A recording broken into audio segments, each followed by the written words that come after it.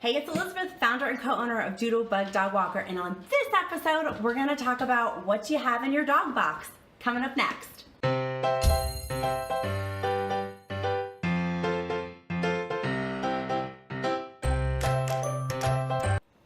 Hey, it's Elizabeth Swardinsky, proud founder and co-owner of Doodlebug Dog Walker. I am so glad you are with us. If you don't know about Doodlebug Dog Walker, we are one of the top 1% in the nation of dog walking companies, having cared for and loved on over 3,000, 4,000 pets at this point, and are so excited in our decade plus worth of, you can hear my dog right now barking. In our decade plus worth of history, we've cared for so many dogs, so many animals, and it is our passion, and they're like our family members. So for today's video, I wanted to dive into what you should have in your dog box. A little quick checklist of what you need to have to be prepared.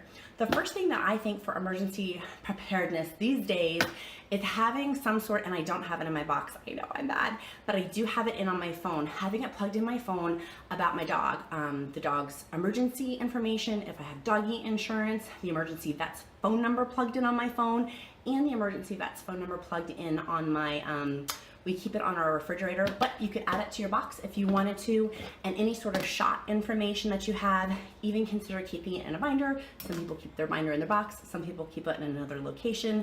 We store ours on our phones, which makes it super helpful. So that's the first thing I would say is emergency preparedness.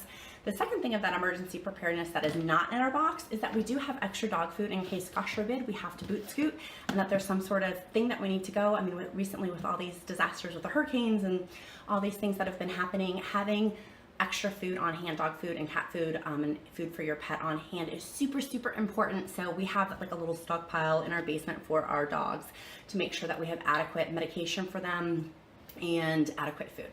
And bottled water too. We have lots of bottled water, which you can go couponing for at CVS for $1.87 a case. Not that I just did that.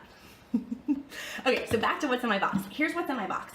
The first thing that we have is treats. Now, obviously we don't keep these in our box, but we keep fresh treats here for them. Our dogs are super, super awesome and food motivated.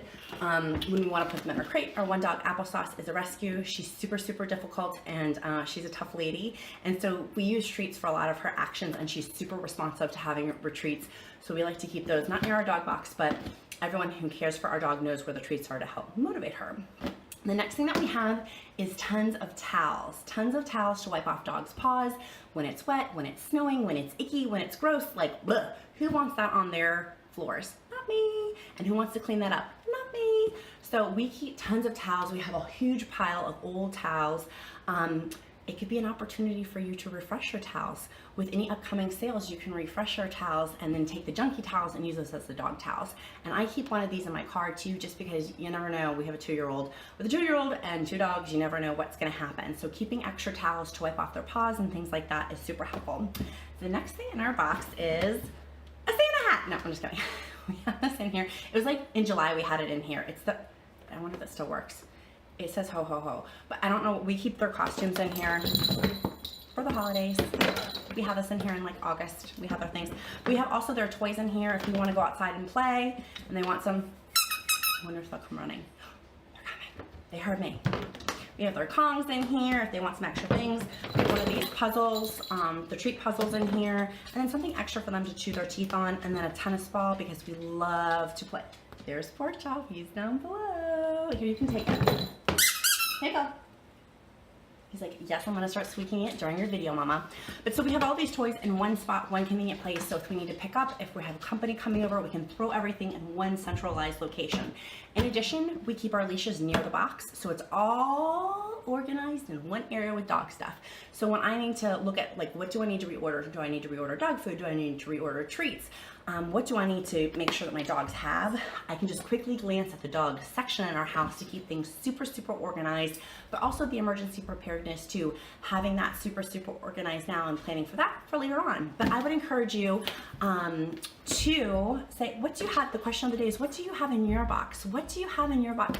Do you hear that, by the way? Do you hear him? There we go. He's like pouncing over there. What do you have? My question of the day is, what do you have in your box for your dog? What am I missing in here? What do I need to add into my box that I'm missing? I would love to see. And also, if you like this video, consider liking it and consider subscribing to it. And would love to see you in future videos. So get your box organized. If you don't have one, get your emergency preparedness organized. And we'll see you soon. Have a great day. Bye.